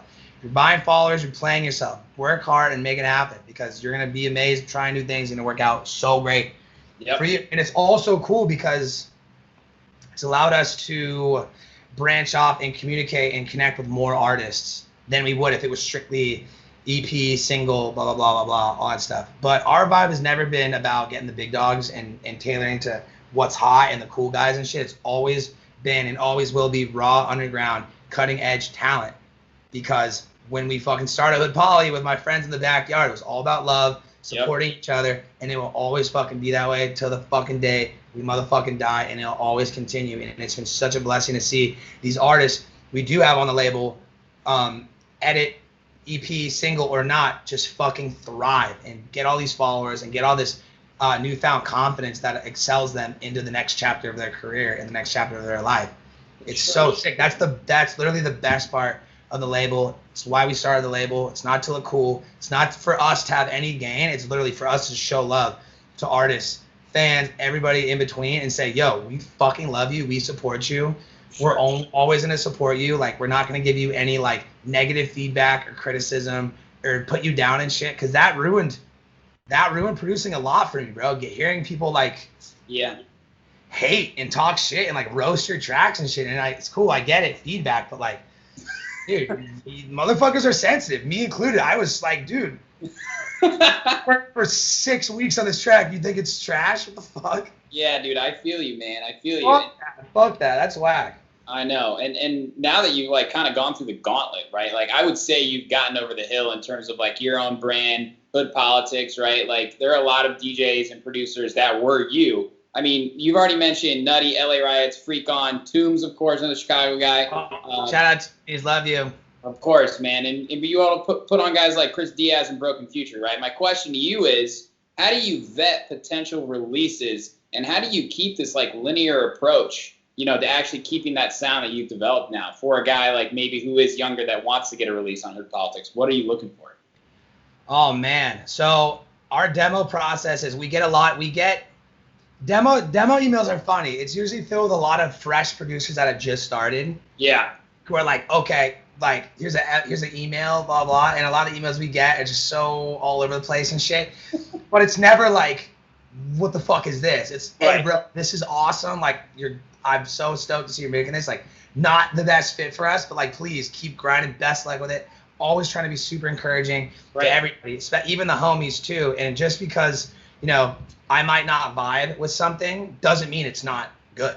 Right. It's great. I'm just trying to keep kind of, I guess, something on brand. Yeah. But I guess a more constructive way that I've kind of been around that in the linear approach I've taken is, you know, artists that I respect. Diaz, for example, he was showing me his music. I was like, this is fucking amazing. Yeah. And he's like, let's get it on Hood Poly. And I'm like, bro, this is the Hood Poly. I was standing there. I go, yo, if you want to get on Hood Poly, make something for Hood Poly. Sit down and say, this is for Hood Poly. I'm making this for Hood Poly. And I've told that to so many fucking people. Yep. Like, you are amazing. Your music's great. The song's great. But, like, this, I guess what's made the label so special is we've inspired all these artists to give us their best fucking work. Yeah, you're challenging them. I love that. No, and it's so positive and it's constructive. And it's like, yo, sit down, keep me in mind, keep the brand in mind, and make something for Hood Poly. And I guess a total staple, that's what I'm looking for. Cliche. Example of this is when I signed Freak On's debut EP, his Nitrous EP. He, shout out Vinny, love you, baby. He and his manager were like, because I met him at Coachella and I was like, dude, I gotta get you on Hood Poly, and kind of just like, okay, this is right. We really started like kind of come up, and it was like, okay, and this has happened so many times. It's like, okay, like, what's good with Hood Poly? Like, what do you think, Snap? And I was like, dude, this is gonna be a fucking banger. Trust. Yeah. You gotta trust. And his manager were like, okay, like, you want 2 of these tracks? These are 2 A-sides. We want both of them to do good. I was like, bro, we only sign A-sides, bro. We want give us your absolute best fucking track, and I promise you we'll do great. And they're a little reluctant because they're like, okay, we want to get this to the big boys, the big label and shit. Motherfucker's EP goes number 2. Shit, I didn't know that. Yep, and I think his A-side cracked into the top 10, Beatport top 10 singles. Let's go. I know. And then it's like they come back and it's like, I try to tell you I told you so, bro. Like, we're not just a label trying to get your tracks and be like, thank you, these are ours now, fuck you. It's like, no, we're 10 toes down behind everything. Your success is our priority. We want to see you guys go hard, push yourself to put out that great record that we can really support and all come up together and celebrate together. Yeah, dude, I know, and Tom's done a good job of that too with his label, right? You don't have to be defected to get a Beatport charting track. Nope, and it's been such a blessing watching our rise, like in that regard, because we passed up. There's all these labels that we're like, dude, shit I used to idolize. I'm like, dude, yep, let's fucking go, baby, like it's fucking go. Yeah. But with that release, what I was going to piggyback off of, that release, his Nitrous EP, we had just started the edits, and we kind of had this theme that started with the Vinucci edit, that track, I Know You, such a heater. We were like, how about we get an edit from the artist before the release, get that out, get a gate on it, get them a shit ton of new followers and some exposure before their single or release comes out, kind of generate some momentum behind that. And it worked out fucking great for Vinucci, and I recommended it to Freak. And I was hanging out with him in LA, and he was showing me all these unreleased tracks he was sitting on, and I asked for one of them, and he was like, no, like I'm gonna do like an edit. And they're like, why don't we pull something from the Hood Poly vault? Yeah. And edit. And I was like, all right, I got just the fucking track. My track Freak that I put out last year, my No Gimmicks EP, that track Freak with that Magic Stick sample. Yeah. Gustavo Reinhardt, he remixed it, but he left out the Magic Stick sample. And I was like, dude, that's like the sickest part of the track. That's like the hook, you know? Yeah. And so I was like, dude, you should remix this track. And he was like, all right. And dude, I kept checking in with him, and he put, I gave him the Hood's Poly spiel. I said, make this for fucking us, bro. Like, let's go. And after the fact, he was like, he sent us the track. He worked on it for like 3 weeks, sent us the track, kept going back and forth with it. Had a lot of pressure on him, which is like super humbling to know. Yeah. And he sent it to me, and it's like one of the biggest tracks on the SoundCloud. One of the biggest tracks, I think it was almost like 30K listens, like over 1,000 something likes and shit. And he was like, dude, I put so much fucking pressure on myself for that remix. Like, that's like my best work. And I was like, that's what I'm fucking talking about. Let's go. Yes. And it's like, this is one of my favorite tracks.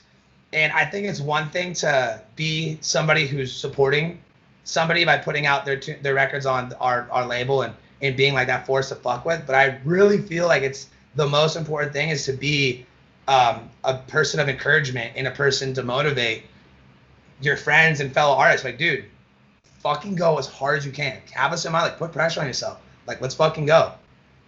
Same with the Broken Future Boys, Diaz, everybody else. Everybody all has the same thing to say. It's like, thank you for pushing me to go hard. Like, I don't know. It's so humbling. It's so sick. And it's like, dude, we all win that way together. Yes. You're stoked. We're stoked. It's going to go off to do great fucking things. And when you're confident about a track, the whole experience is so much better. Dude, you got a Michael Jordan effect to you. That's what it is. You got this Michael Jordan effect to you where you want everyone around you to be better, but you know you have to push yourself too. You got to push them and you got to push yourself. You got to lead by example. I'm a fan before anything, bro. Huge fan. Love that. You got to get that way.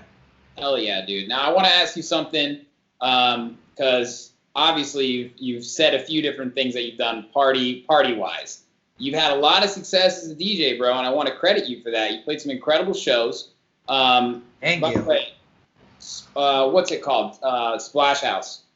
Yeah.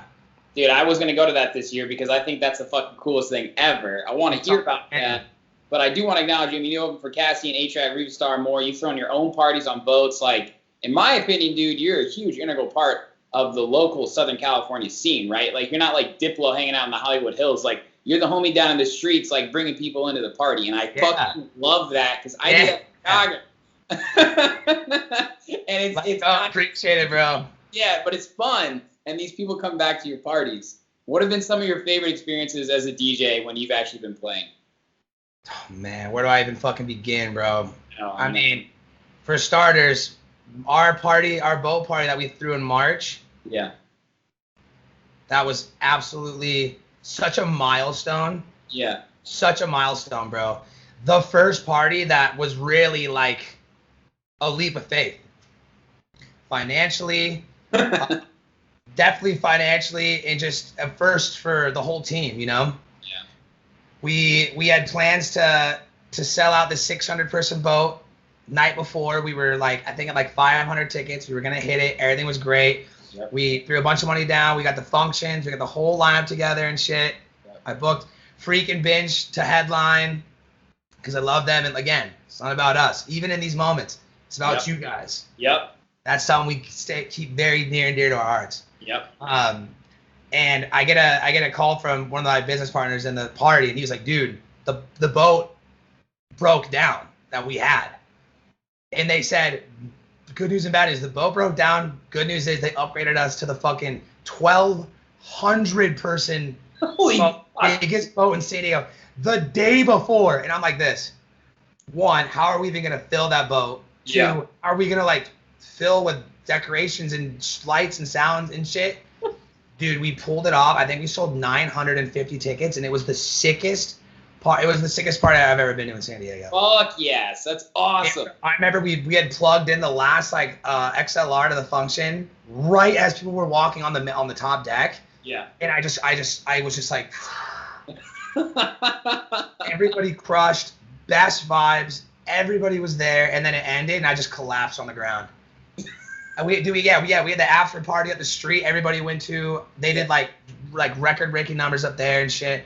But dude, like I said, there's those moments those defining moments in everyone's career, and especially in your line of business and shit. You know, with the label and whatever you do, it's like that was one of them for sure.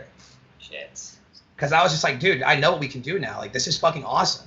Yeah, that's amazing. We were once scared by like, oh shit, 600 heads. Now it's like, dude, we breezed nearly 1,000 heads, bro. Yep. It's so sick. And once they come to that party, it's like they're gonna come back to the next one for sure. Yeah. That experience and that energy is like, it lasts forever. They're gonna spread the word, and that's how you build. Dude, it was so sick. And just seeing Binge and Freak like crying, like, I love you. I was like, oh, it's so sick, bro. That was nuts. Splash House is always a fucking blast. The Splash House that I played last year, I had a solo set at the Renaissance. And we did like record-breaking numbers for like an opening set at like 1 o'clock. It was insane, bro. Again, primarily dominated by people who are just like, yo, respect. Like, I fuck with the hustle. Like, you're out here. Yeah. I had Joey come and hop on with me, and then I was like, dude, you're playing here with me next time. And I got him and More Than Friends booked for the next Splash House. And More Than Friends played his own solo set one day, and then me and Joey played 3-hour set before Proc and Fitch at the Saguaro on Sunday. And dude, just having me and him up there and just like being with him and like, dude, we fucking got this, bro. Playing all the music from the label. That was really, really, really special. Yeah. And we had like 30 heads on stage with us. It was like way more than they were allowed to ever have up there. And the best part is Sam, one of the founders, walks up with his phone out like this. There's 50 heads on stage just jumping. It was so sick. That's awesome. But yeah, the boat party this year, that was insane. I don't know. One of the biggest moments of my career was when I played at Coachella last year. That was insane, bro. Yeah, I played. Coachella. I played at the dome at the campground, bro. Holy fuck, bro! I didn't know that. Bro. Wow. It was full circle. Full circle. What is that? Number fucking 8? No, Sam, the homie from Splash House, he loved the energy, he loved the vibes. He saw what my passion, and I was really about it. Yeah. At Splash, and was like, dude, I want to plug you in at Coachella, and I was like, no fucking way, let's go. Yeah. So they booked me at the Dome, and they gave me Friday and Saturday night like headline fucking slots.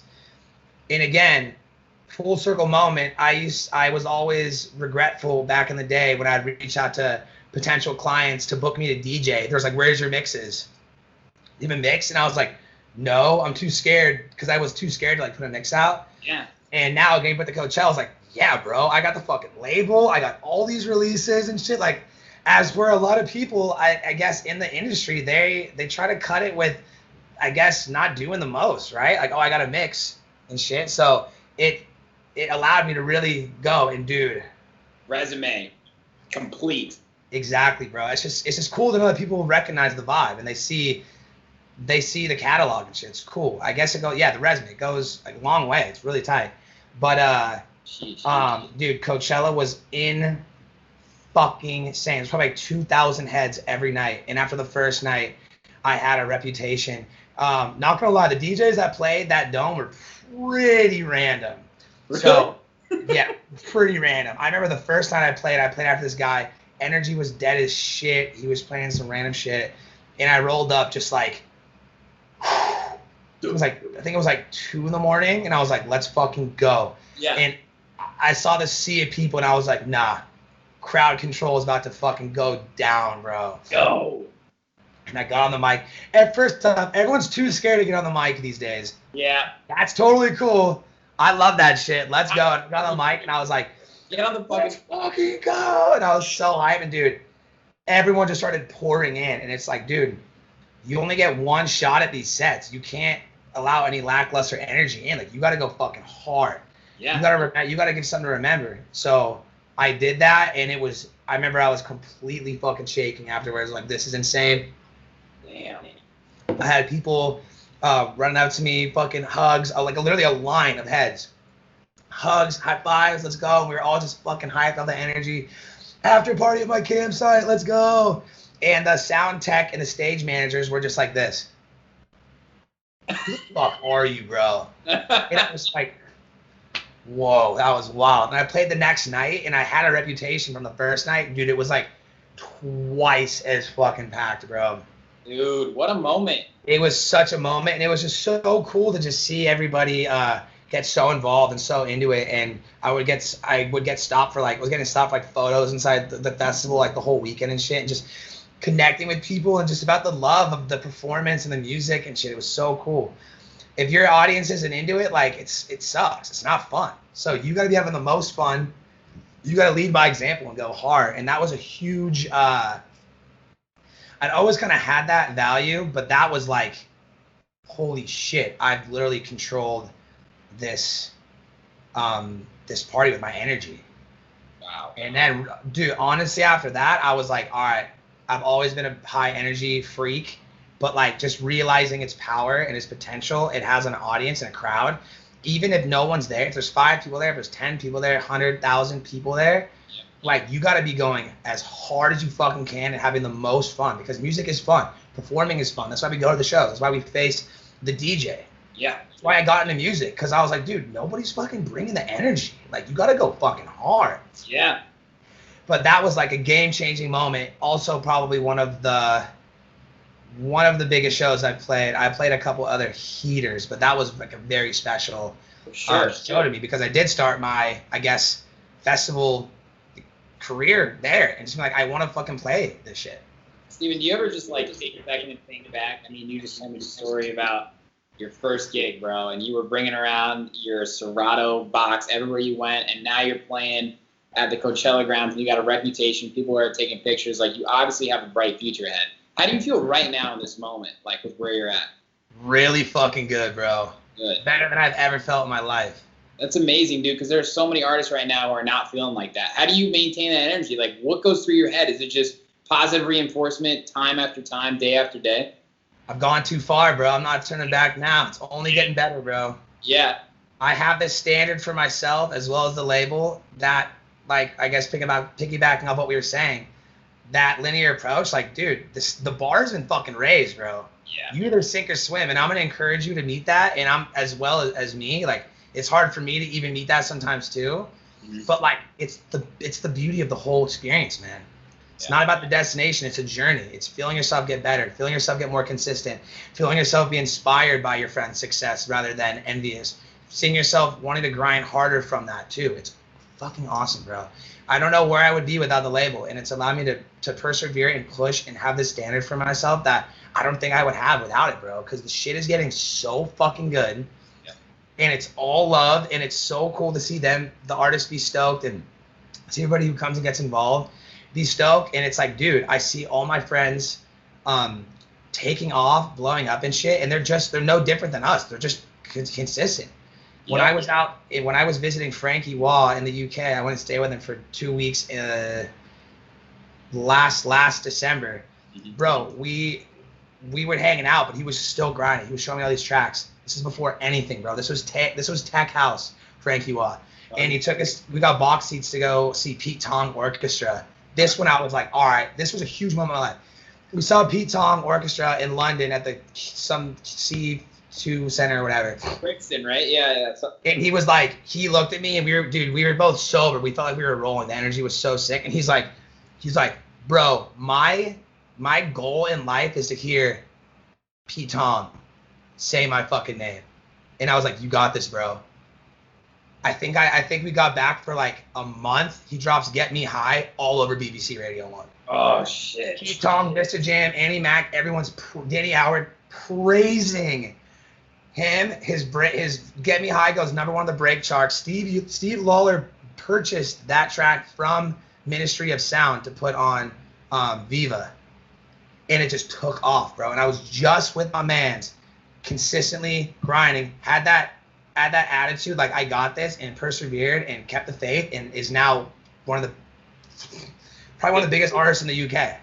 Without a doubt.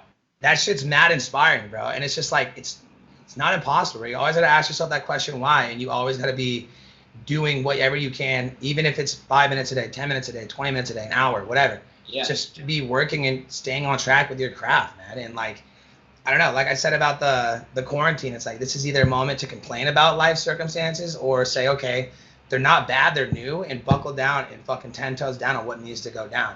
Yeah. So this started, and I said, fuck, Splash is canceled, Coachella's canceled, all those other festivals I was going to play canceled, but what does that even mean in the long run? I would just be out performing. It's cool, but what really matters is making music and stacking my catalog. Bro, I've made probably 25 tracks. The best shit I've ever fucking made that I'm so fucking proud of. In this quarantine, every track's been signed to my dream labels that I had set out for like the next 2 years. Like in those inevitably time. And I just fucking get word that Lee Foss dropped 2 of my tracks and is saw that. Congratulations, bro. Holy shit. Insomniac live stream. Yeah, it's Kazan texts me. John Summit texts me. He's like, dude, you're fucking hyped. Kazan has A&R for Repopulate, and he didn't even send Lee the tracks to like check these out playlists. He just on his own was like, I don't know. That was he saw your name, bro, and he was like, I'm gonna check this guy. I mean, dude, that's awesome. Yeah, bro. So everything's really fucking good, bro. I've been 10 toes down behind every release on Hood Poly for the last year and a half. I've only been releasing on Hood Politics, just to keep building the brand. That's my baby, like that. All the other stuff will come. I'd rather have my foundation be solid before it started to take off. Yeah. We just had 10,000. I think we're at almost 12,000 followers on SoundCloud. Our Spotify playlist is growing. Everyone's fucking with the support. The socials are popping up. People are stoked. Yep. And then from there, I kind of had that moment of contentness where I was like, all right, now it's fucking time to branch out and see what's good. And dude, like, it's cruising time, baby. Fuck yes. It's fucking SUSIE season, bro. And a lot of people I talk to in the industry, who are kind of just misinformed and jaded, are like, dude, you're never gonna fucking get anywhere just releasing on Poly, like you just whatever. And I'm like, nah, you got that all wrong, bro. Yeah. But like, yeah, I'll show you what's good. And bro, like I said, I had 5-6 dream labels for the next 2 years. Every one of them signed singles, EPs for me that are all coming out in the next like 8 months, bro. Dude, let's go. And having that EP come out on Rawsome, I was like, this is so weird, bro. Releasing on another label. I can tell, like the way that you talk is the way you write. And when I was reading your caption, I was like, he's talking to me right now. Always. Yeah. Hey, I'm a journalism major, bro. But like I said, I'm all about getting music out there, and I believe that every release is going to benefit me and the label, bringing people into my world and gain new fans, and hopefully they love the good vibes and the love, and I can help make an impact with them and stuff. But yeah, man, SUSIE season is about to fucking go down, bro.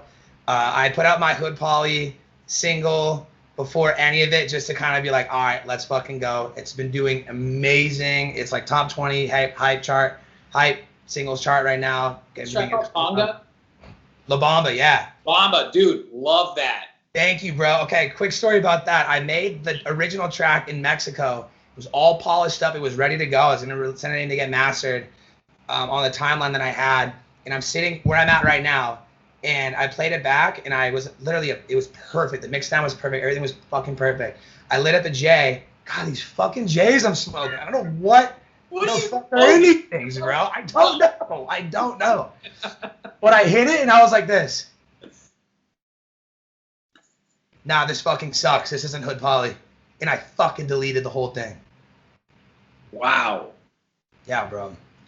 I had to remind myself. I said, okay, we just dropped Mezcal Kids single. Good fucking God, that track's a fucking heater, bro. This is what I'm talking about. Yeah. We dropped Mezcal. We dropped LA. We dropped Chapter and Verse. And I'm just like this. Dude, this shit is so fucking good. Like, I need to check myself. Yeah. Like, this is my fucking label. I need to come correct, bro. I need to go as hard as I can. Yeah. Try as hard as I can to put out the best of the best. Really push myself. Yeah. Like, did I half-ass what I did? No. But was it not up to the standard? Yeah. I checked myself, bro. And I was about to take off on a road trip for my girl's birthday. And I was like this. How the fuck am I going to make this work, bro? And I started, and I got a good foundation. That night, I stayed up till like 6 a.m. Took off camping the next day, and for the next week, every day I put like 4 hours in it, 4 hours in at a coffee shop working on that track, and I fucking did my own self-master on it. The first time I've ever put anything on Hood Poly is my own self-master on it, which I think sounds really fucking good. It does, yeah. And I fucking submitted it to distro like, I think like right before it was about to come out, and it fucking came out. I was like, this is it. There's no turning back. This is what I got. Dude. And I was super proud of it, bro. And I was just like, man, I don't know. That standard is always instilled in me constantly, bro.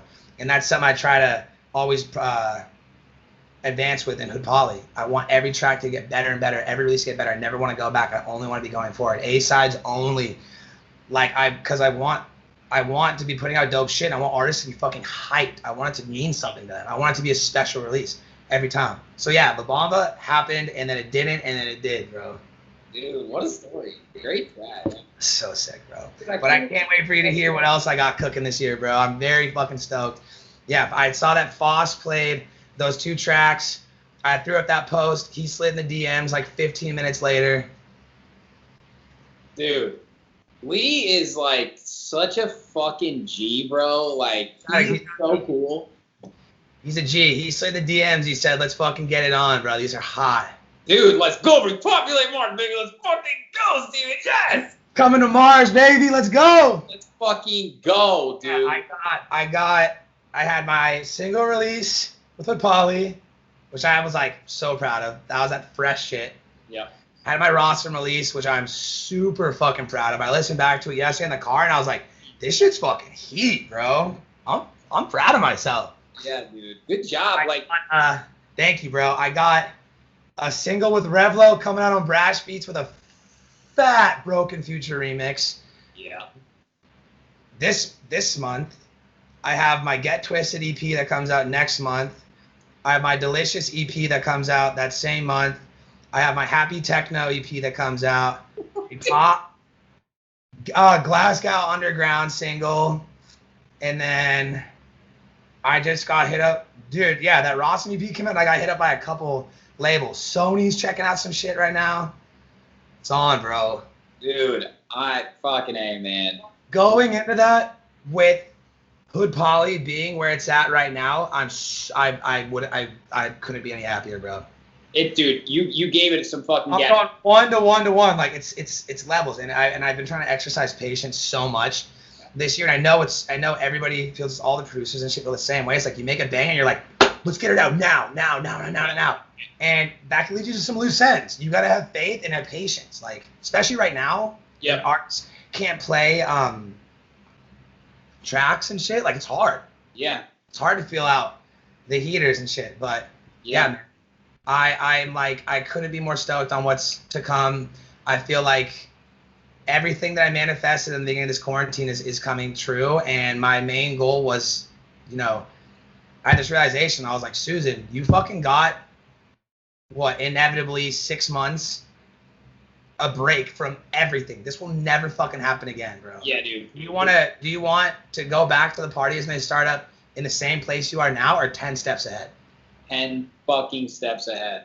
10 fucking steps ahead, bro. And I've spent every day, every night, late nights, fucking trying to get creative, work on shit, study, do this, and run the label and shit. Like I'm fucking ready, bro. It's SUSIE season and it's about to go down. Cheers, babe. This has been such a pleasure talking to you, man. I want to hang out with you right now. I wish we could go smoke a joint on the fucking beach or something and keep talking, but... Bro, you come visit me any fucking time, doggy. I'm not joking. For real, major props to you, and it's so awesome to hear your story. Keep doing your thing, especially with Hood Poly. I'll keep supporting in any way I can, and it's fucking SUSIE season, bitch.